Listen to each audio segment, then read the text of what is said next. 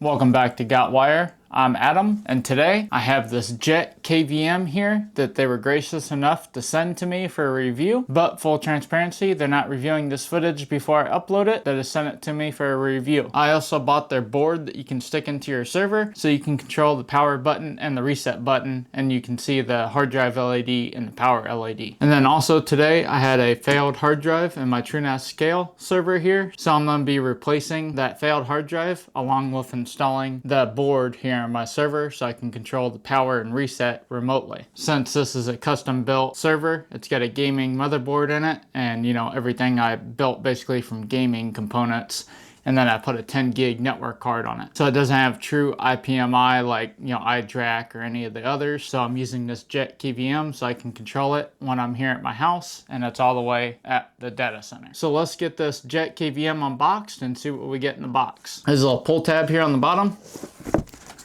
You get the JetKVM itself. You got Ethernet, the little RJ11 plug that the board plugs into, USB-C for power, and for the USB to control the computer. And then you have, I think it's mini HDMI, but they give you a cord to plug into that so you can turn it into full HDMI.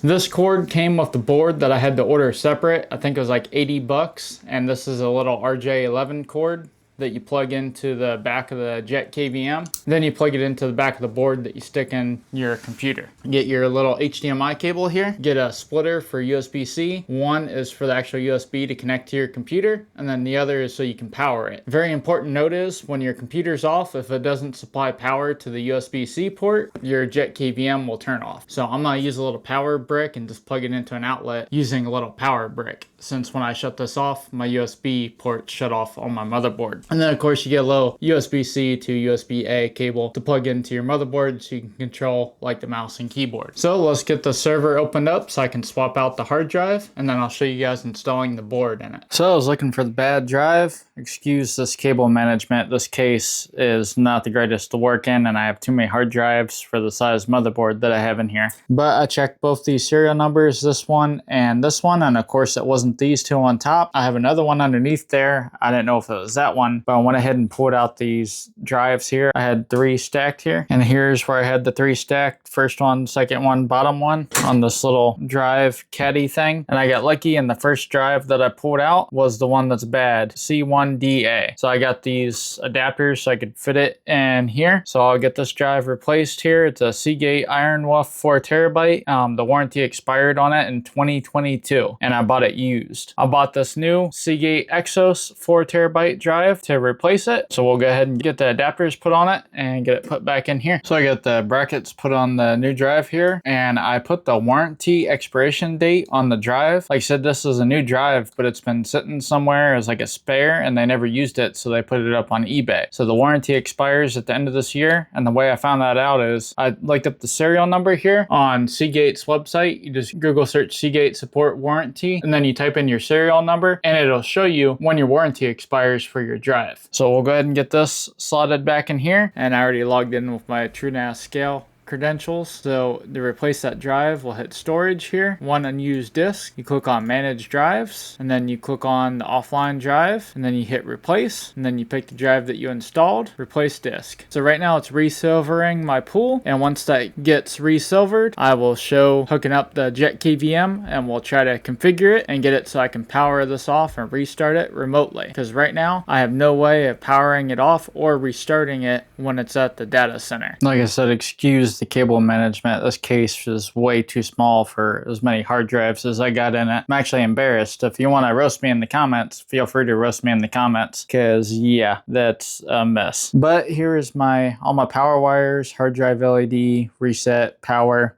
that came with the case that go to the buttons there on the front. And then this JetKVM board, it doesn't actually connect anything in the PCI slot. It just has a bracket that you add, and I'm adding a half height bracket since mine's a 2U case. You have the cable that goes to the KVM, and then I'm assuming that USB-C is for power. And then you just slot it into any one of your free slots. And then what you do is you hook your power wires from the case onto here, and then you hook the cable that it came with onto your motherboard. So this way I kind of like a middleman, so you can control the power power and reset from the JetKVM. So I'm gonna try to fit my fingers down in there to get these on the right pins, and I'll show you what it looks like when I get done. And I know it's kind of hard to see, but that little triangle there on the green wire side, it's kind of hard to see. There it is, the triangle. That lines up with plus on whatever you're connecting.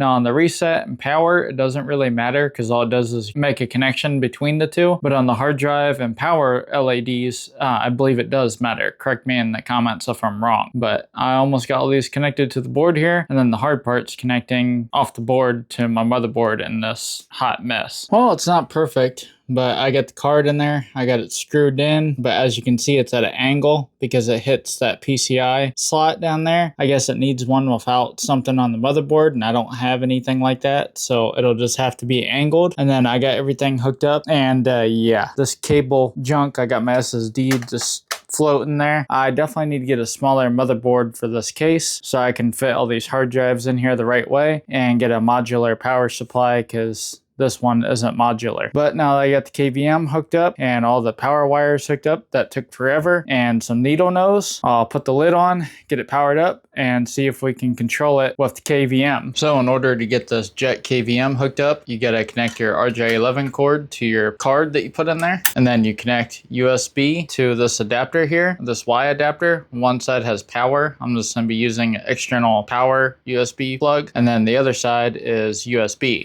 Now I would use this to power it, but when I turn off the computer, my USB ports lose power. And then you plug in your networking, and then you plug in the small HDMI cable into your graphics card, or in my case, the motherboard. And the other end of the RJ11 cord goes into the JetKVM. And then when you power it up, you'll get an IP address, 192.168.4.28, or whatever your subnet is, USB connected, HDMI connected there on the bottom. And I would highly recommend going in and setting a DHCP reservation on your router, so that way you can always access this. And then it also has some like shortcuts here. You get advanced reboot device, DHCP client, reset configuration, and then you also have the about system, application, app branch, app build, Linux kernel, CPU, serial, and then the status. I'm not gonna hit that because that shows the JetKVM remote thing that you can set up so you can access this remotely through JetKVM software. But I'm gonna be using my WireGuard site-to-site VPN to get into this. So to get to the JetKVM, you just type in the IP address that it got on the screen here. In my case, it's 192.168.4.28. I already set it up, but I'll ask you to type in your password. You just go ahead and type in your password. You have the web terminal here. You can get into it and use the web terminal. I guess to get it strictly into the JetKVM. You also have a paste text, so if I wanted to type like 5, I hit confirm paste. As you can see down here on the left, it typed 5. You can also directly type in here and get into your device that way too. And then that board that I installed in the system earlier, if I hit extension up here in the top right, I can hit power, I can hit reset, and I can power the device on and off. I can also reset it, which I think is really cool. And then you got your virtual keyboard here if you want to use the virtual keyboard. You got Wake on LAN, you can send Wake on LAN packets. Virtual media, so you can upload a ISO, treats it like a USB drive, or you can install another OS, which I think is really cool. You got your settings here. You got general, language. You can reboot device. The JetKVM, you can check for updates. Your mouse, you have relative, most compatible, and then you have absolute, so you can switch it to either one. Keyboard, video, you can do your resolution for your video. Hardware, display operation normal, display brightness high. You can mess with the power savings. Access, this is where you can go in and do their cloud provider if you didn't have a VPN set up, so you can access this through their cloud provider. I haven't set it up, but I'm sure it works just fine. You can create a macro, keyboard macros. Network, here it gives you the MAC address of the device, so you can copy that and go into your router and set up your DHCP reservation. Or if you just want to go into the actual device, you can set up from DHCP on IPv4. You can do static and set your own IP that you want. And then advanced, you can turn on developer mode, and that allows you to SSH into this thing, but you have to use a public key. You have to use SSH keys. So now that I got this all installed, I got the hard drive installed, my array is healthy now, and I got the JetKVM set up. I'm gonna drive this back to the data center, rack it up, and then I'm gonna come back here and see if I can access it from my computer. And since I can't record in the data center, I'll switch you guys back once I get back home. So I just got back from racking up that server and installing the KVM onto it and assigning it a DHCP reservation on my router, so the KVM always gets a IP address that I know so I can get into it. So we'll switch to my computer here. I currently have it off. We'll log into the KVM and turn it on. So right now, like I said, my server's off. So if I go to 10.4.4.4, which is the server's IP address, nothing happens because it's off. So if I go to the KVM's IP address, which, like I said, I logged into the router and set a DHCP reservation for it, 10.4.4.204, there's a JetKVM. If we hit login here, no HDMI signal detected, obviously. But if we click on extension here and click on power, we got a power LED right here. And here in a minute, we should get a signal on the screen. And we do. This is my HBA right here that I have installed in it. And now we're booting into TrueNAS scale. And you can even hit full screen here, and you can make it be the full screen. And down on the bottom, it'll have a countdown that automatically boots into TrueNAS scale. And like I said, I have a site-to-site VPN between my two pfSense boxes using WireGuard. It's right here. And that's how I'm able to access this from my house. But if you don't want a VPN into your network, like I said, the KVM does have a cloud thing that you can sign up for. All right, now that it's fully booted up here, if you hit full screen, you have access to the shell that it pops up when you hook up a monitor. And then if I go to 10.4.4.4, it is up. And I am glad that I had this extension where I could power it off and restart it, because I did have some problems here. I had to configure network interfaces. I just hit one, and then I had to go down to my 10 gig interface, and then I had to set MTU from 9,000 to 1,500. I'm not sure why it was set at 9,000, but I just set it to 1,500. And that fixed my problem that I was having where I could connect to it and then it randomly would disconnect. I'm like, what the heck? But it is cool that I took a custom built server where I wouldn't normally have access to this, and now I can have access. And if you guys are wanting to use the KVM's VPN thing, I don't know how good that works. I would just set up an open VPN and do it that way, or a WireGuard VPN since it's faster, but WireGuard's a little bit more trickier to set up.